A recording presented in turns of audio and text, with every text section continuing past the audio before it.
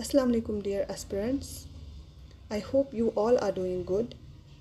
Welcome to the lecture third of zoology lecture series for the post of veterinary pharmacist. I hope the other two lectures were helpful. So let's get started. Today we'll discuss about the locomotion in protozoa. So first of all, locomotion हम बोलते किसे है? Locomotion simply means it's a type of movement of body of an organism that results in its progression from one position to another. ठीक है, यानी कि organism जहाँ पे अपनी position change कर रहा है, he is moving from one position to another, इसको हम बोलते हैं locomotion. As I already told you previously जब हमने classification पढ़ी कि प्रोटिस्टा में जो locomotory organs होते हैं that are mainly cilia and flagella. ठीक है, तो before studying the locomotion in protista, let's first study about the structure of cilia and flagella. That means cilia और flagella काम कैसे करते हैं. ठीक है, cilia and flagella actually होते क्या है? These are extensions or projections from the cell and are made up of microtubules. ठीक है, और microtubules किससे covered होते हैं? प्लाज्मा मेम्ब्रेन से. ठीक है, और उसके बाद जो मूवमेंट होती है that is due to these microtubules जो प्रेजेंट होते हैं किसमें? सीलिया और फ्लैजला में. इनको बोलते हैं हम एक्सोनीम्स. फॉर एग्जांपल अगर हम यहाँ पे किसी भी प्रोटिस्टन की बात करें, फॉर एग्जांपल ये कोई प्रोटिस्टा है सिंगल सेल्ड एंड इसके यहाँ पे कोई फ्लैजला है या सीलिया है. ठीक है, और इस फ्लैजला को अगर हम यहाँ पे कट करेंगे, इसका हम क्रॉस सेक्शन देखेंगे तो it will be like this. ठीक है, होता कैसे है? इसमें क्या होता है? सेंटर में you will find two doublets. ठीक है, एंड इनको हम बोलते हैं सेंट्रल माइक्रोट्यूब्यूल्स. ठीक है, दीज आर सेंट्रल माइक्रोट्यूब्यूल्स. ठीक है, और ये जो सेंट्रल माइक्रोट्यूब्यूल्स होते हैं ये कनेक्टेड होते हैं बाय ए ब्रिज. ठीक, उसके बाद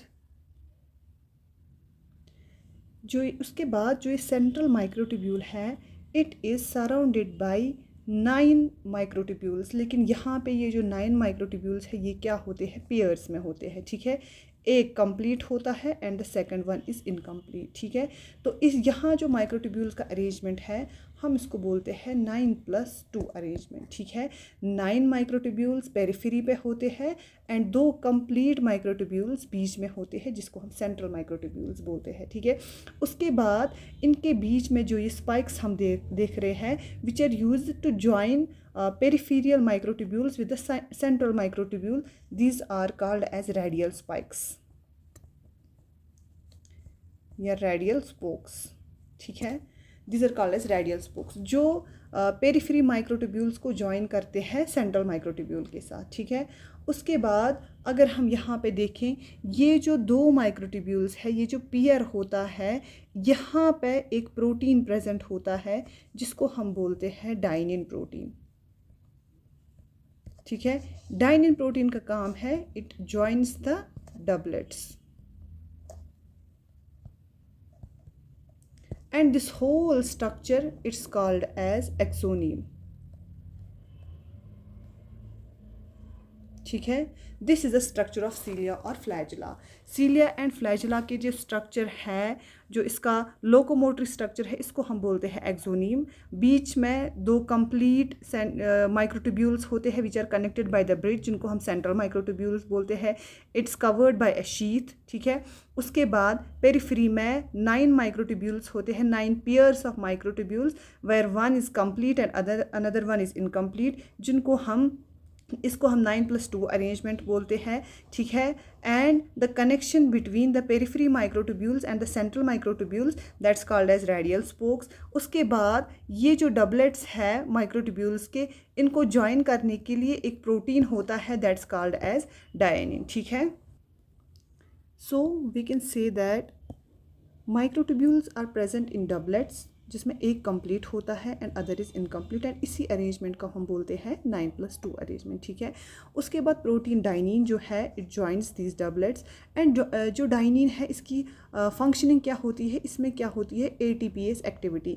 उससे क्या होता है, it helps the tubulin slide one over the another. जो ये डबलेट्स होते हैं इनको एक दूसरे पे स्लाइड करने में हेल्प करते हैं, जिससे बिकॉज व्हेन जिस टाइम पे लोकोमोशन की रिक्वायरमेंट होती है उस टाइम पे we need to bend the flagella और सीलिया, ठीक है, बेंडिंग होनी चाहिए।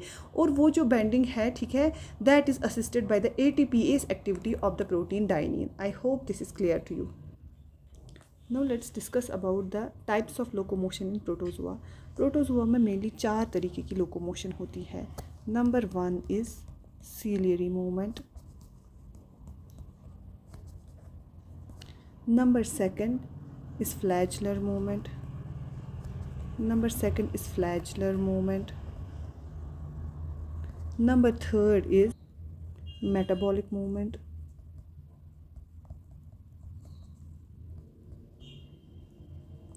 and number 4 is amoeboid movement. We'll discuss them one by one. First of all, let's talk about the ciliary movement.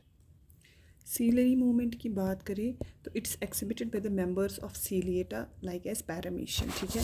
This is the structure of cilia, it's present all over the surface of the body. एक longitudinal row में ये arrange होते हैं, and इनकी जो movement है that resembles the swing of A pendulum, ठीक है। लेकिन डिफरेंस क्या होती है, जैसे आपने पेंडुलम देखा होगा, इट्स लाइक दिस, ठीक है, पहले यहाँ मूव करता है फिर यहाँ मूव करता है, ठीक है। बट इसकी जो मूवमेंट है that is slow as compared to the movement of the cilia. They are closely arranged in a longitudinal row, ठीक है। एंड ये जिस टाइम पे बीट करते हैं they beat in coordination, that means अगर सारे नीचे जा रहे हैं तो नीचे ही सारे जा रहे हैं, अगर सारे ऊपर जा रहे हैं तो ऊपर ही सारे जा रहे हैं। इनमें जो एक कोऑर्डिनेशन है बीट करने के टाइम, इस पैटर्न को बोलते हैं हम काइनेटिक्स, ठीक है। The pattern in which the cilia beat in coordination is called as kinetics, that means at once ये नीचे भी जा रहे हैं ऊपर भी जा रहे हैं, ठीक है। और ये अराइज कहाँ से होते हैं, ये cilia they arise from the basal part of a cylindrical microtubule based organelle, ठीक है। इनमें एक ऑर्गेनली होती है जिसको हम बोलते हैं काइनेटोसोम और बेसल बॉडी, या इसको बोलते हैं ब्लिफेरोप्लास्ट, ठीक है। It's present at the base, ठीक है, और यहाँ से अराइज होता है सीलिया। समझ में आया आपको, ठीक है। ये जो सीलियरी मूवमेंट है it's of 2 types. Ciliary movement जो होती है इट्स ऑफ 2 टाइप्स। एक होता है effective and second is recovery, ठीक है। We can rather see these are the 2 parts of the movement. Effective में क्या होता है, इफेक्टिव जो है इट्स मोर एक्टिव, इसमें एक्चुअल मूवमेंट होती है, इसमें एक्चुअल मूवमेंट होती है, ठीक है। दैट मीन्स अगर यहाँ पे कोई ऑर्गेनिज्म है, इसकी बॉडी पे सीलिया है, ठीक है, जिस टाइम पे इसमें इफ़ेक्टिव स्ट्रोक होगी, इफ़ेक्टिव मूवमेंट होगी, ठीक है, ये इसकी जो पोजीशन है, फॉर एग्जांपल अगर ये इस पोजीशन में है इट विल रीच हियर, ठीक है। पहले यहाँ पे यहाँ पे यहाँ पे यहाँ पे करके it will reach here. That means जब ये यहाँ पहुँचेगी तो ऑर्गेनिज्म अपवर्ड्स मूवमेंट में मूव करेगा, तो एक्चुअल मूवमेंट जो होती है वो इफ़ेक्टिव स्ट्रोक में ही होती है। उसके बाद जब ये सीलिया यहाँ पे पहुँच के अब ये वापस रिकवर करेगा अपनी जगह, यहाँ पे पहुँच के ये वापस रिकवर करेगा, यहाँ जाके अपनी जगह पे पहुँचेगा, ठीक है। That's called as recovery stroke. यानी कि recovery stroke this is less significant, and इसमें क्या होती है, इसमें एक्चुअल मूवमेंट नहीं होती है, rather it's the recovery to its original position, ठीक है। उसके बाद moving towards the next type of movement that's called as flagellar movement.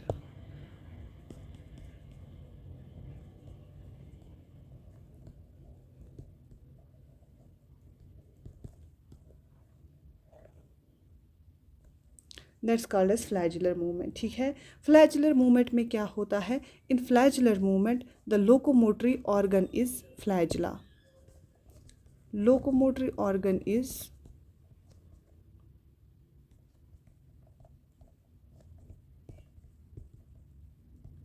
Flagella, ठीक है। आपको मैंने फ्लैजला का स्ट्रक्चर ऑलरेडी पढ़ाया है। For example this is an organism, ठीक है, ये कोई ऑर्गेनिज्म है single cell. Flagella is present singly, ठीक है। यहाँ पे हमने देखा सीलिया जो होता है, cilia is present throughout the body, लेकिन फ्लैजला एक ही जगह होता है। It's present in the organisms like euglena. अगर हम यहाँ पे लोकोमोशन की बात करें तो जो फ्लैजलर मूवमेंट है, फ्लैजलर मूवमेंट जो होती है that is usually of 3 types, ठीक है। Number 1 is paddle stroke, number 2 is undulating motion,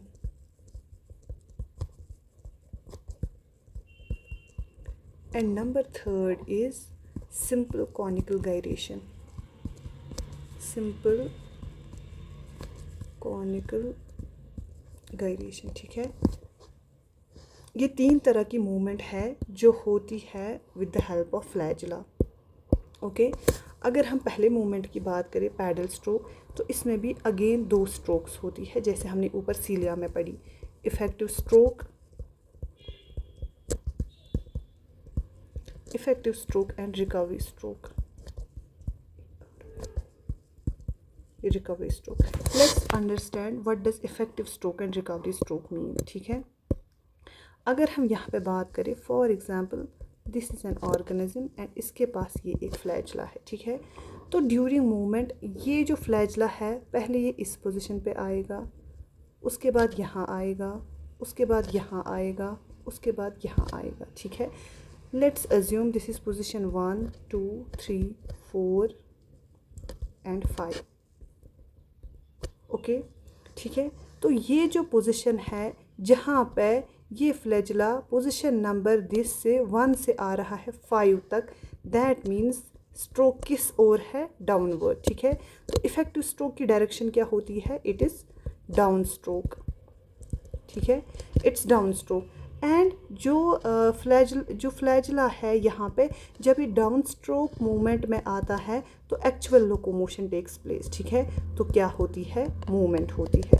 उसके बाद जो रिकवरी स्ट्रोक है, रिकवरी स्ट्रोक में क्या होता है, ये पोजीशन नंबर 5 से वापस आकर कहाँ पे आता है, 5, 4, 3, 2 एंड 1। पोजीशन नंबर 5 से वापस होके आता है कहाँ पे, पोजीशन नंबर 1 पे। And this stroke is it's an upward stroke, ये यहाँ पे ये किस में आता है, रिलैक्स्ड स्टेट में आता है, ठीक है। यहाँ पे क्या होता है, जो फ्लैजलम होता है, फ्लैजलम इज़ बॉट फॉरवर्ड, ठीक है। यहाँ पे फिर से अपनी पोजीशन पे वापस आता है, इसको हम बोलते हैं रिकवरी स्ट्रोक। सो इसको समझने के लिए यहाँ पे अगर हम एक ऑर्गेनिज्म की बात करें, अगर ये इसका फ्लैजला है, यहाँ से यहाँ तक की मूवमेंट को बोलते हैं हम इफ़ेक्टिव स्ट्रोक, एंड जो वापस यहाँ से यहाँ तक मूवमेंट हो रही है उसको हम बोलते हैं recovery stroke. I hope this is clear to you. उसके बाद talking about the undulating motion. Undulating motion is simply wave like motion, ठीक है। अगर हम वेव लाइक मोशन की बात करें, फॉर एग्जांपल ये कोई ऑर्गेनिज्म है एंड ये इसका फ्लैजला है, ठीक है। तो वेव लाइक मोशन हम इसको बोलते हैं, ठीक है। This is wave like motion. Wave like motion के 2 पॉसिबिलिटीज़ हो सकती है, या तो वेव यहाँ से अराइज होके ऊपर जाएगी यानी कि बेस टू टिप होगी, या तो टिप पे ही अराइज होके बेस तक जाएगी यानी कि टिप टू बेस होगी, ठीक है। यही 2 पॉसिबिलिटीज़ है। दैट मीन्स जो अनड्यूलेटिंग मोशन है इसमें wave can be produced from base to tip और it can be produced from tip to base, ठीक है, tip to base. Always remember, whenever the wave is produced from base to tip, यानी कि जब wave produce होती है base से लेकर एंड मूवमेंट जाती है base to tip, it always causes backward movement. What? It always causes backward movement, ठीक। And in oppose to this, जिस टाइम पे वेव प्रोड्यूस होगी टिप से लेकर बेस तक, it always causes forward movement, it always causes forward movement. Is that clear? उसके बाद अब अगर कभी कभार ये जो वेव लाइक मोशन है इट इज़ स्पाइरल, ठीक है, इट इज़ स्पाइरल, तो उस टाइम पे क्या होगा, जो ऑर्गेनिज्म है, organism will rotate in opposite direction.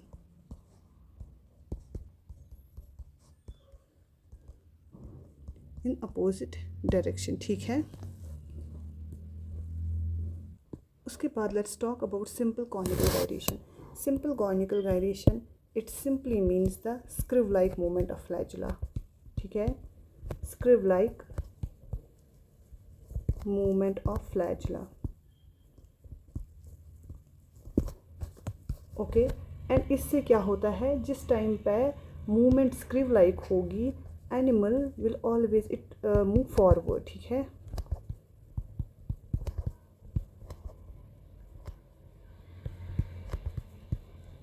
ये एनिमल को पुल करता है इन फॉरवर्ड डायरेक्शन, ठीक है। So this was all about the flagellar movement. Now let's talk about the third type of locomotion, that is metabolic movement. Now talking about metabolic movement. Metabolic movement जो है it's typical of certain flagellates, it's typical of certain flagellates, example Euglena, ठीक है, Euglena and most sporozoans at certain stages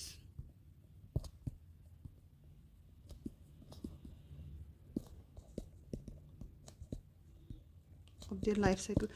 before understanding what is metabolic movement, हम इसको एक diagram से समझते हैं, ठीक है। For example if I will draw the structure of euglena here, ठीक है। तो एगुलिना की बॉडी में आपने ऑलरेडी पढ़ा कि इसमें पेलिकल होता है, ठीक है, it's covered bye pellicle. Pellicle walls में क्या होता है, इनमें एक स्ट्रक्चर ऐसे होता है, ठीक है,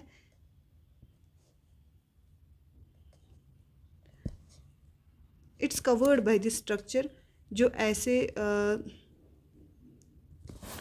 लाइक फील होता है कि this are in circular motion. लेकिन ये जो स्ट्रक्चर्स यहाँ पे होते हैं, ठीक है, दिस आर कॉन्ट्रैक्टाइल, इनको हम बोलते हैं कॉन्ट्रैक्टाइल मायोनीम्स। अब कॉन्ट्रैक्टाइल मायोनीम्स करते क्या है, इनमें एक प्रॉपर्टी होती है कॉन्ट्रैक्ट होने की। ये पहले कॉन्ट्रैक्ट होते हैं उसके बाद रिलैक्स होते हैं। जब कोई चीज़ पहले कॉन्ट्रैक्ट होगी उसके बाद रिलैक्स होगी, उस वजह से जो मूवमेंट होती है उसको हम बोलते हैं मेटाबॉलिक मूवमेंट, ठीक है। और ये जो मेटाबॉलिक मूवमेंट है इनका ये मेन होते हैं किन की वजह से, कॉन्ट्रैक्टाइल मायोनीम्स की वजह से ही होते हैं, which are present in the pellicle walls of the organisms, ठीक है। तो जिन भी ऑर्गेनिजम्स के बॉडी पे एक कवरिंग होगी जिसको हम पेलिकल बोलते हैं, उनमें कॉन्ट्रैक्टाइल मायोनीम्स होगी जिसकी वजह से कॉन्ट्रैक्शन होगी, और उसी कॉन्ट्रैक्शन की वजह से क्या होती है, उस वजह से होती है ग्लाइडिंग मूवमेंट, ठीक है, ग्लाइडिंग और रिगलिंग और पेरिस्टैलिक मूवमेंट, और पेरिस्टैलिक मूवमेंट, ठीक है, इसी को हम बोलते हैं metabolic movement. Is that clear? इसके बाद let's move towards the last type of locomotion in protozoa, that is the amoeboid movement. Talking about the amoeboid movement, तो इसमें मूवमेंट कैसे होती है, by the formation of pseudopodia, जिसको हम false feet भी बोलते हैं, ठीक है। यहाँ पे आप देख सकते हैं ये एम्यूबा का स्ट्रक्चर है जहाँ पे एम्यूबॉइड मूवमेंट पाई जाती है। अगर हम इस स्ट्रक्चर को देखेंगे तो this is the outer covering of amoeba, ठीक है, साइटोप्लाज्म की बाहर वाली कवरिंग। ये वाला जो अंदर से फ्लो करता दिखाई दे रहा है दिस इज़ एंडोप्लाज्म, ठीक है, and this is the nucleus, ठीक। आपको मैंने ऑलरेडी बोला ये जो एंडोप्लाज्म होता है एमोबा का, आपने साइक्लोसिस पढ़ा लास्ट लेक्चर में, the streaming movement of cytoplasm, ये कंटिन्यूसली फ्लो करता है, और जिस डायरेक्शन की तरफ ये फ्लो करता है उसी डायरेक्शन में ये फिंगर लाइक प्रोजेक्शंस बनते हैं, और इन्हीं फिंगर लाइक प्रोजेक्शंस को हम क्या बोलते हैं, इनको हम बोलते हैं सीडोपोडिया। तो हम ये बोल सकते हैं कि ये जो सीडोपोडिया है they are formed by the streaming flow of cytoplasm, ठीक है। और दूसरी चीज़, ये जो सीडोपोडिया है ये क्या होते हैं, इट्स अ टेम्पोररी स्ट्रक्चर, ठीक है। ये अपना काम करने के बाद अपना स्ट्रक्चर चेंज करता है। Again change in structure depends upon the flow of cytoplasm, ठीक है। और ये किन किन में पाया जाता है, it's a characteristic feature of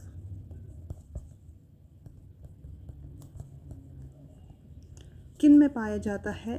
एक तो पाया जाता है ये इन सम ऑर्गेनिजम्स ऑफ मैस्टिकोफोरा, सार्कोडीना और स्पोरोजोआ, ठीक है। ये इन ऑर्गेनिजम्स इन क्लासेस के ऑर्गेनिजम्स में पाया जाता है। उसके बाद अगर हम बात करेंगे इसके टाइप्स क्या क्या है, टाइप्स ऑफ सीडोपोडिया।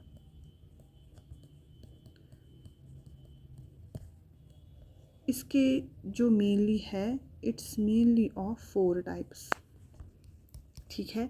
और ये जो क्लासिफिकेशन है it's mainly based upon the structure of pseudopodia. Pseudopodia की जो शेप है, क्या ये फिंगर लाइक है, क्या ये ब्लंट एंड्स है, क्या ये रेटिकुलर है यानी कि ब्रांच लाइक स्ट्रक्चर और रूट लाइक स्ट्रक्चर इसमें है।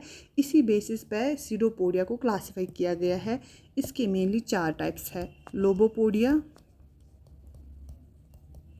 फिलोपोडिया,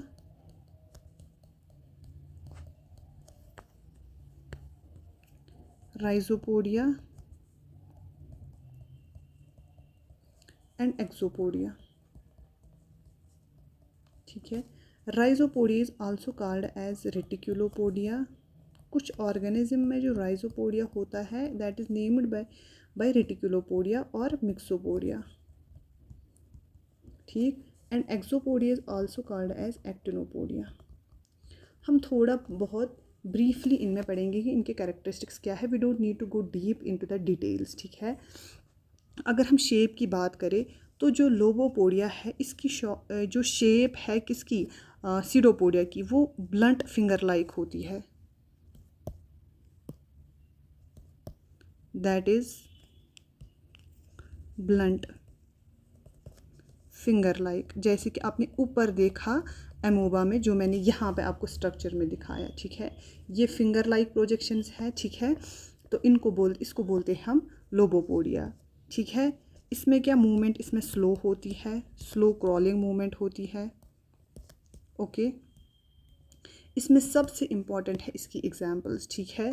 तो अगर हम एग्जाम्पल्स की बात करें, it's found in amoeba Proteus, ठीक है, या एमोबा वुल्गैरिस या डिफ्लूजिया एट्सेट्रा, ठीक है। एग्जाम्पल्स आप खुद भी इसमें ऐड कर सकते हैं। उसके बाद अगर हम फिलोपोडिया की बात करें तो इन फिलोपोडिया जो इसमें सीडोपोडिया होते हैं they are thin, long, thread like, ठीक है। They are thin, long, thread like, ठीक है।